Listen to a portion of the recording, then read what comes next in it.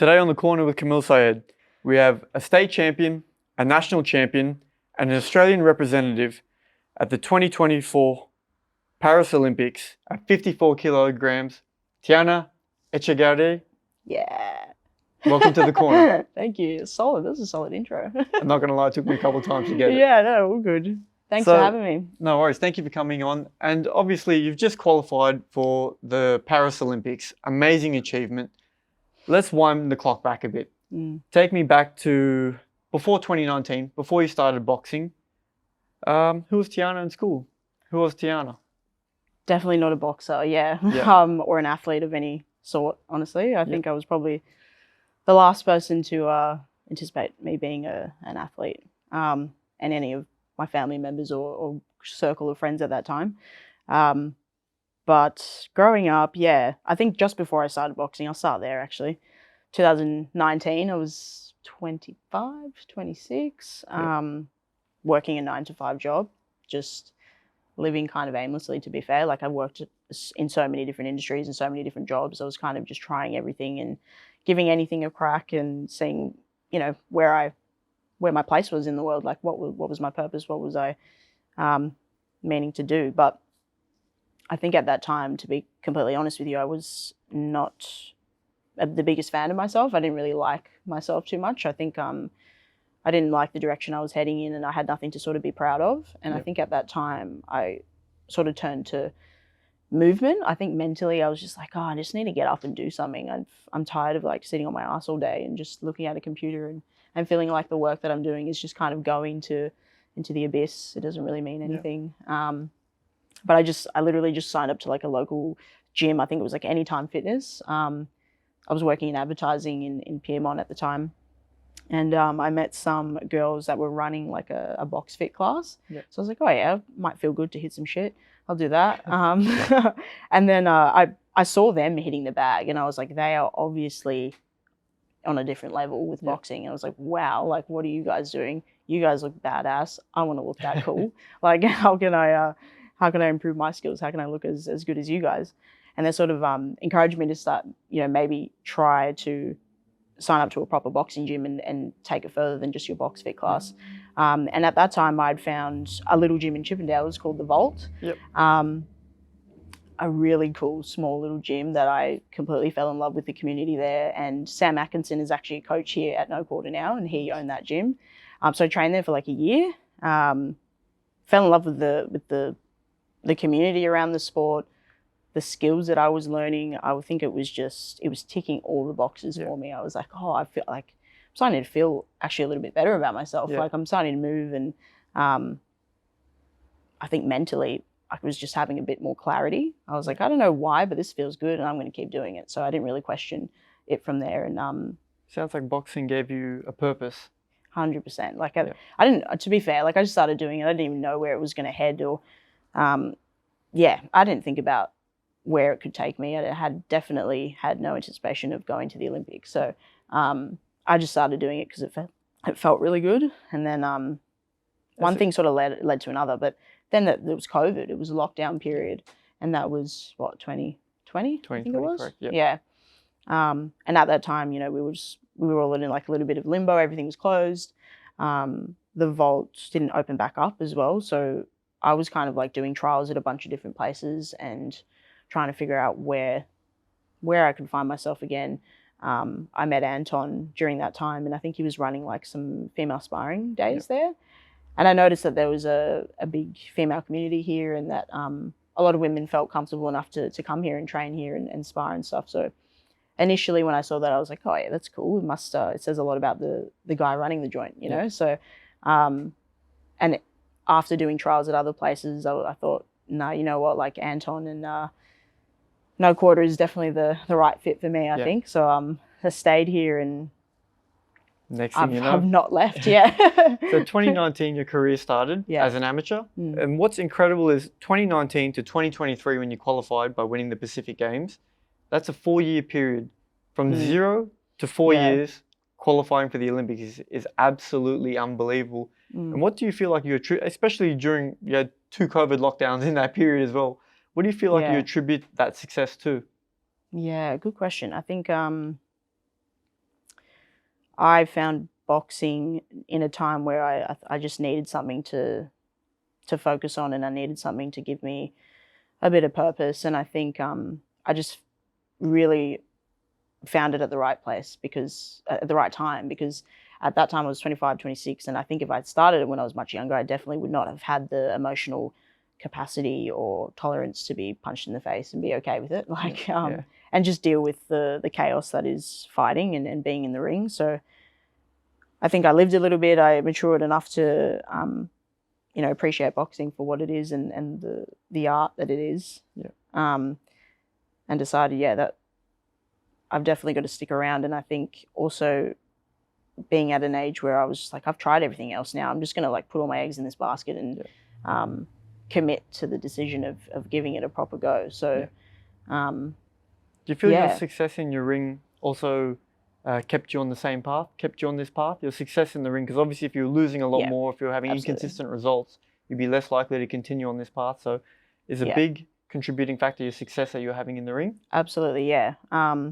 I think developing a good style enough so to win was massive, because exactly like you said, if I was losing, I definitely wouldn't have kept going. I think because I was still winning, continuously winning, I was like, oh shit, like I could do something with this, and opportunities were starting to present itself. That was massive, definitely. And talk me through, so you've gone through states, you've gone through nationals, and then you're obviously the Australian champion at 54 kilos. And then comes the big tournament, the Pacific Games. Now, part of your background is Cook Islander, and obviously the other part is Argentinian. But with the Cook Islander background, how much did it mean for you to win the Pacific Games? And of course, you were the first female to qualify out of the team, correct? Yes. Is that correct? Yeah. So first female to qualify, you win the Pacific Games, and it's essentially your heritage, where your heritage lies. How much did that moment mean for you when you're holding that big ticket that they would give you to Tokyo? And obviously in the semi-final, you beat Christine Gillespie. Yes. In the final, you beat Hainite Tuitupu from Tonga.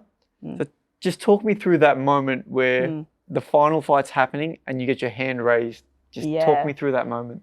So I think just a massive sense of relief, honestly, because I'd worked so hard in the lead up to that moment. So I think they tell you obviously how you're going through the fight. Like in between rounds, they'll let you know if you're up or you're down, which is massive. And I enjoy that. I like it. Whether I need to know whether I need to push at the end or if I'm good, I'm in a good spot.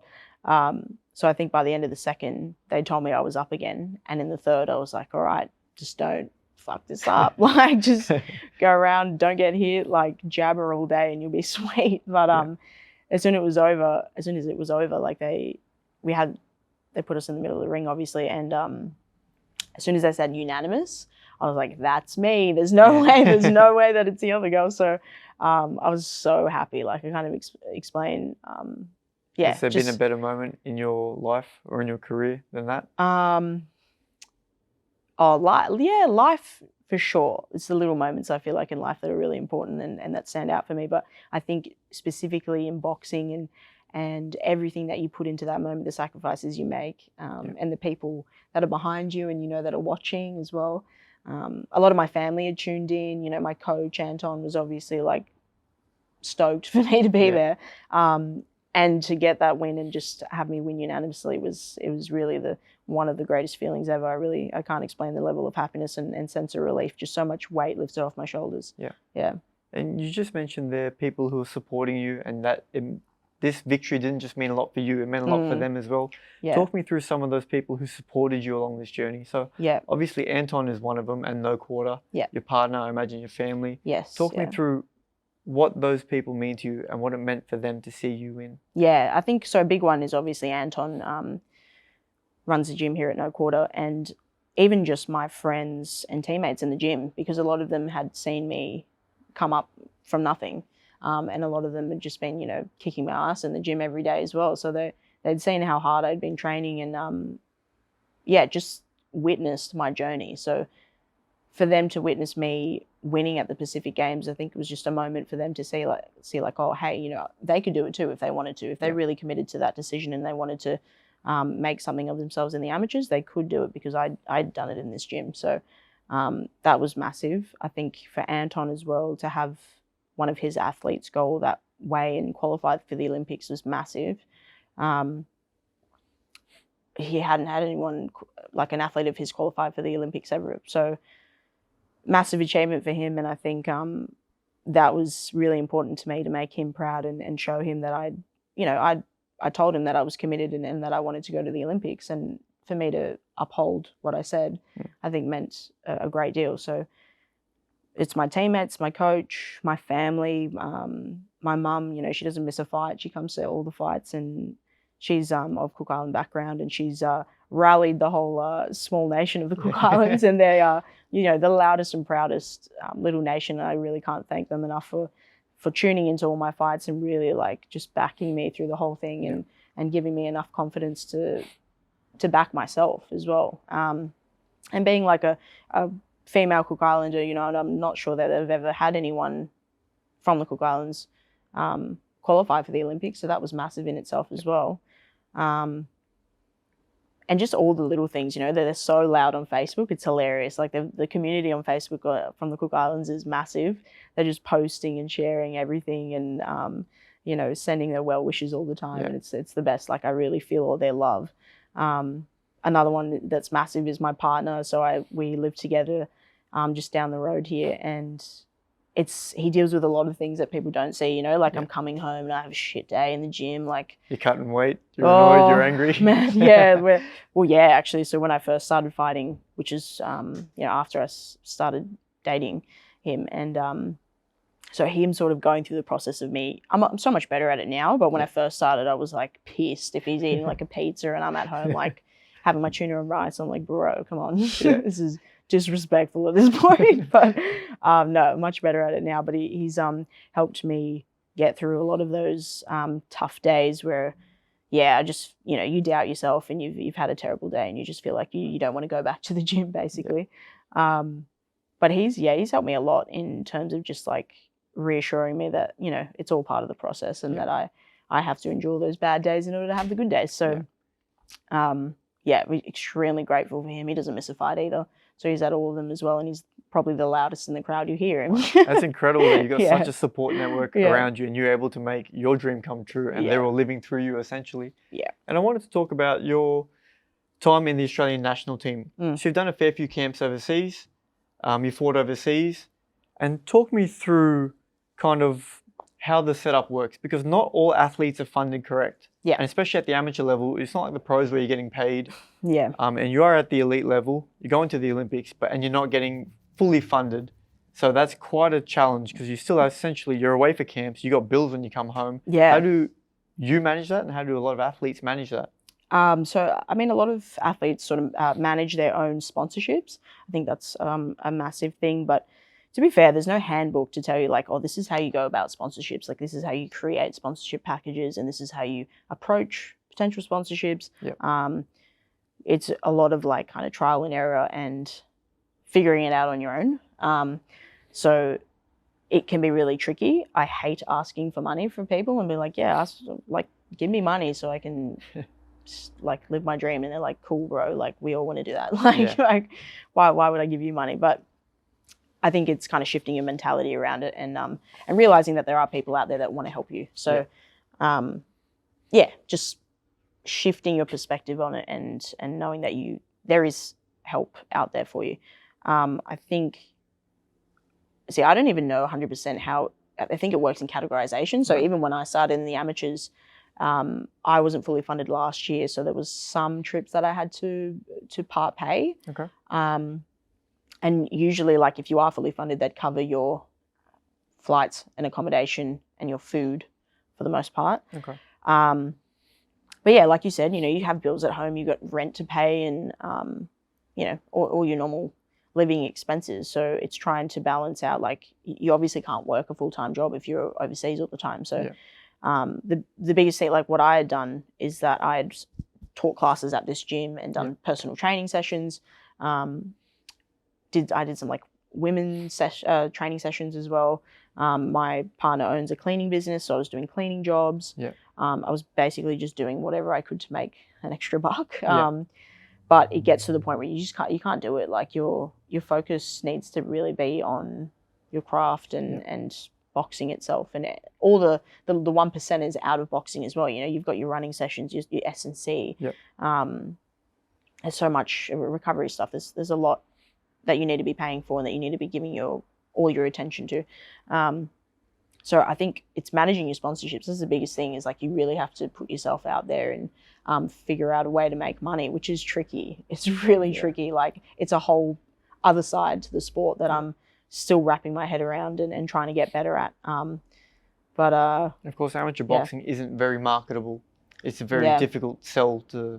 Not many mainstream people will watch amateur boxing. Yeah, unfortunately. Like I feel like there's some really exciting fights in the amateurs that people could tune into. Like even if they did pro cards with amateur fights underneath them, like you could see some really cool fights within Australia and even just around the world. Like sometimes I go back and watch some of the pros amateur bouts, and they're so cool. Like they're like not more people like sort of tuning into those fights, because they're so exciting, and then to watch them come up and then go through the pros and just kill it, you're like, correct. I think Paulie Malignaggi said it best, where most elite amateurs are better than most pros in terms of skill. It's a different. So that's quite game. Incredible.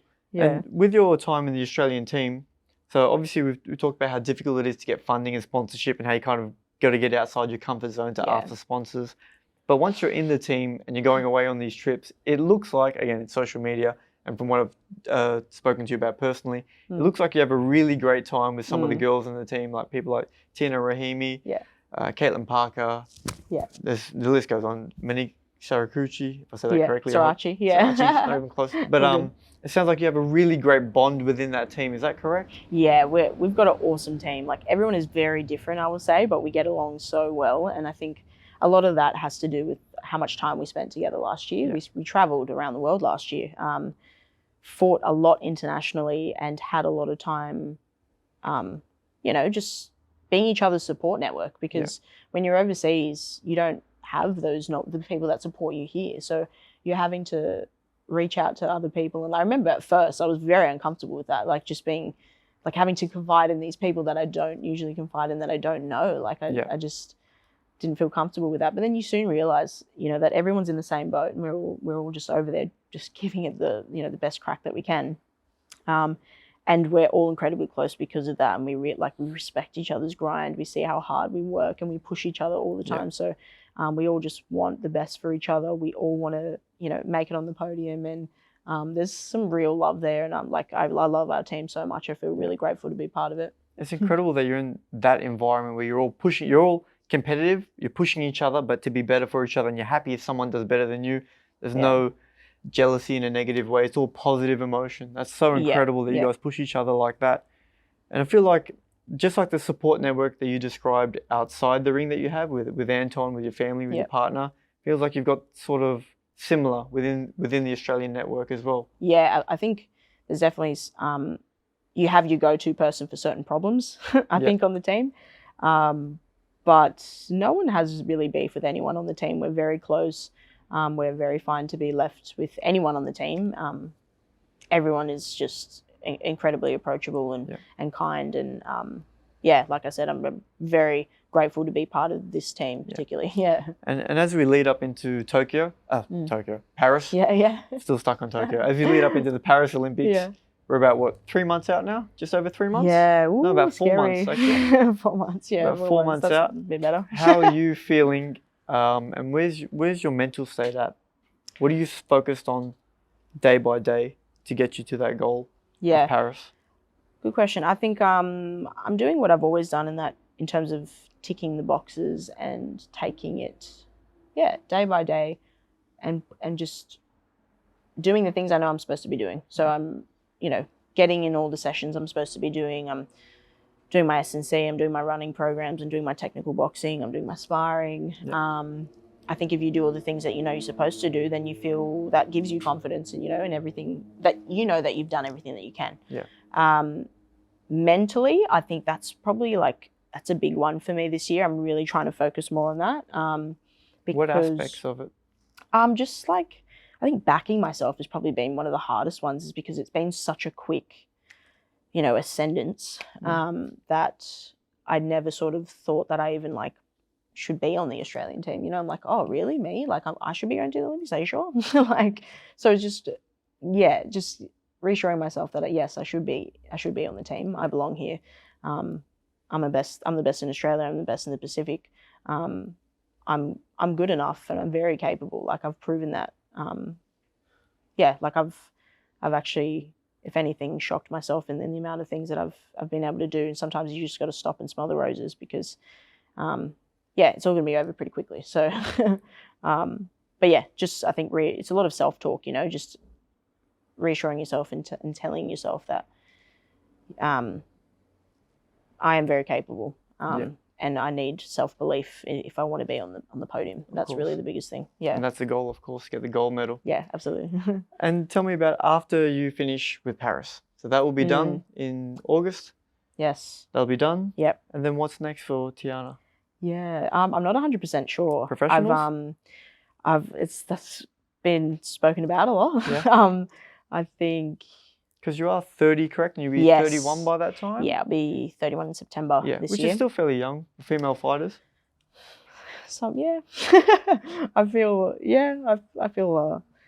like a spring chicken at the moment. But, yeah, no, that's definitely been in the talks. But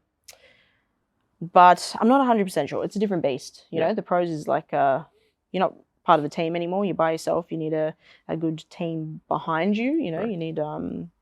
good promotional team and all that kind of stuff. You need to be able to sell tickets and talk. I hate talking. Yeah. As you're on a podcast. Yeah, I don't know. I hate talking about myself, to be fair. But and yeah, there's a lot about the pros that like kind of not into, but never say never. You know, I've done a lot more than what I thought I was going to do. So I will tackle that when it comes, but I will definitely still be involved in boxing. Yep. I love coaching. I think there's a lot of good work and, work that I can do in gyms, you know, like from the ground up, you can really make a lot of difference in people's lives. And I think that matters more to me than anything. It's kind of like the impact that I feel like I'm having on other people, because when I first started boxing, it was really about myself and trying to be a better version of myself and, you know, be more proud of myself as a person and, you know, build my self-confidence.